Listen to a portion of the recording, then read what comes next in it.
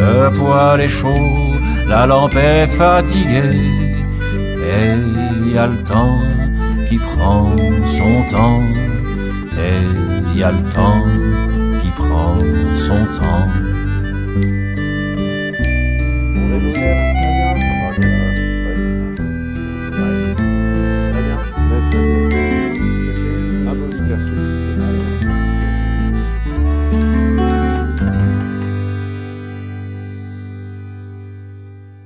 Bonjour Michel Buller. Bonjour, bonjour. Tu es un auteur, compositeur, interprète originaire de Suisse, du Jura vaudois. Oui. Tu es un chanteur qui a 300 chansons, c'est ça? Une carrière d'une 50aine d'années. Eh oui. Des livres aussi, des pièces de théâtre. Une belle carrière. Ouais. Disons que j'ai passé une belle jeunesse et que je suis encore en train de passer une partie de ma belle jeunesse maintenant. Donc j'ai écrit beaucoup, j'ai chanté beaucoup, j'ai surtout beaucoup de copains, j'ai beaucoup rigolé. Donc je suis assez content de ma vie en général. Que tu partages à moitié en Suisse et à moitié ici à Paris. Dans le 14e, oui, depuis quelques années. C'est clair que faire une carrière de chanteur uniquement en Suisse, c'était pas possible. À l'époque, c'est toujours pas possible, d'ailleurs, je pense.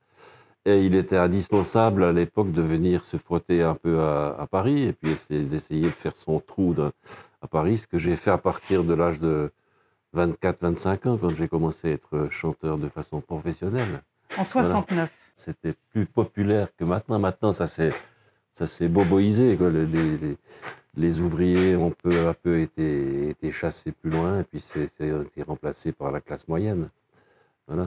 Quel petit bistrot, justement, tu fréquentais? Alors, il y en avait un surtout dans lequel on était, à un moment donné, quasiment tous les soirs, qui se trouvait rue de l'Ouest, dans le coin de la rue de l'Ouest, dans le bout de la rue de l'Ouest, qui a été rasé, qui a été remplacé par des immeubles modernes, qui s'appelait la Casbah. Et c'était un bistrot tenu par des Kabyles. Puis on était là quasiment tous les soirs. Le couscous coûtait rien du tout.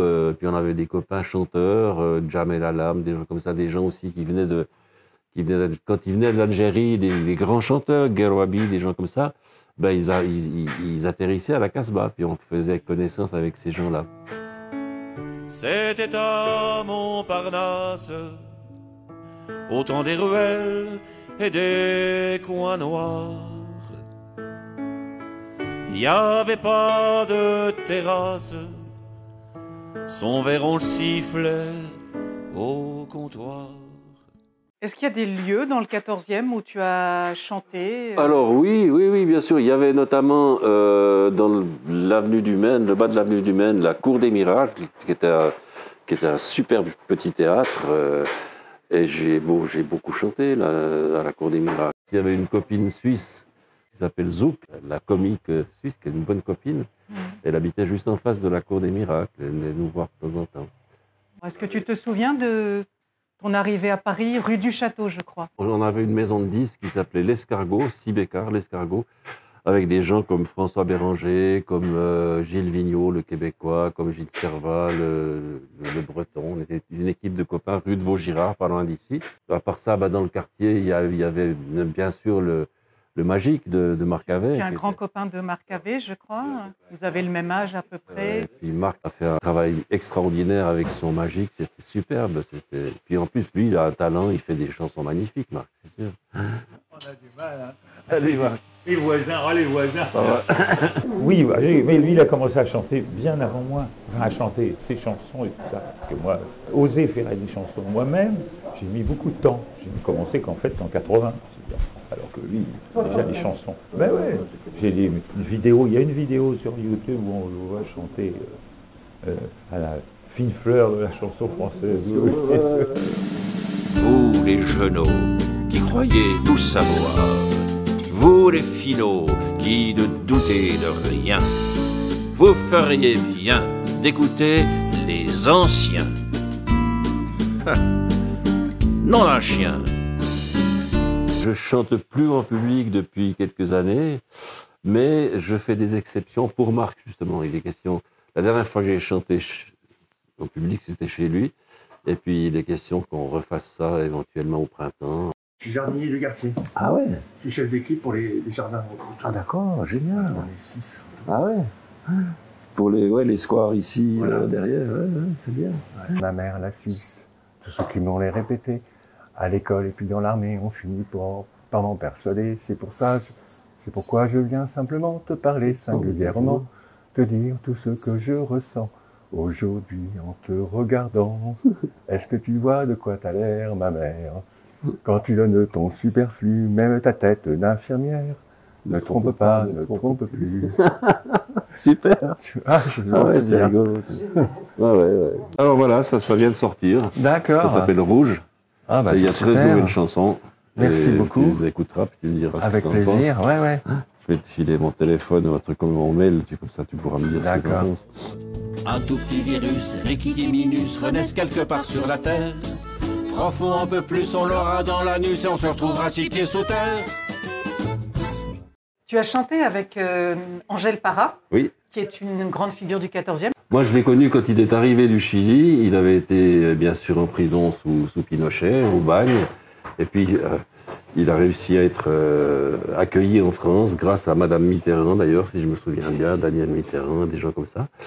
Et ben, il a atterri dans notre maison de disques, l'Escargot, qui était donc rue de Vaugirard. Et c'est là qu'on a fait connaissance. Il m'a invité au Chili, à chanter là-bas chez lui.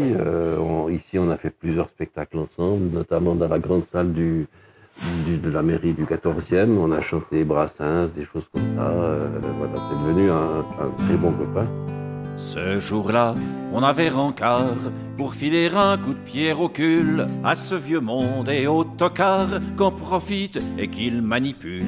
On se retrouve donc sur le boulevard, Coco, Baba avec leur grand tif, pacifiste, écolo, anard, à la manif. Tu fustiges beaucoup les riches et en même temps, tu as le grand luxe de pouvoir vivre dans 2 endroits magnifiques, la Suisse et le 14e. C'est un peu paradoxal. Bah, disons qu'on ne choisit pas le lieu de sa naissance. Hein. Je suis né en Suisse un petit peu, pas par hasard, moi je suis né en Suisse, voilà, c'est ça. Mais dans un village et dans une famille d'ouvriers. C'était une petite ville. Il y avait d'énormes usines quand j'étais gamin.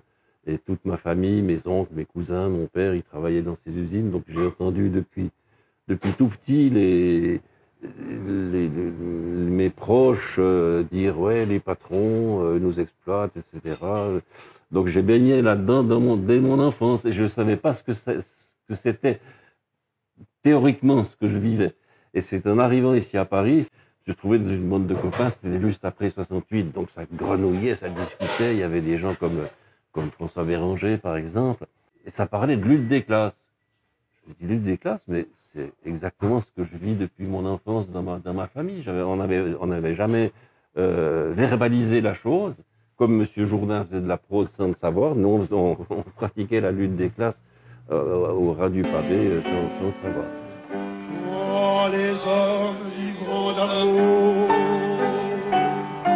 il n'y aura plus de misère. Vigneault, moi, ce que j'aimais beaucoup et ce que j'aime toujours chez lui, c'est son côté de chanter les gens de son pays, les gens simples de la côte nord, de Natashquan, là-bas. Il en parle de telle façon que ça devient des personnages universels. J'ai fait des tournées avec lui en première partie, on a fait l'Olympia, le Bobino. C'était dans le 14e, rue de la Gaîté, c'est bien ça. Les chansons, on les fait un petit peu comme elles viennent. Il y a des matins où on se réveille puis qu'on est amoureux, donc on a envie de faire une chanson d'amour. Puis des matins où on est en colère parce qu'on entend tel truc à la radio. Et voilà, c'est un petit peu... On ne choisit pas vraiment, c'est plutôt la chanson qui vous choisit. Ensemble, tous ensemble, et qu'importe leur nom. Regarde, ils nous ressemblent, ceux qui disent non.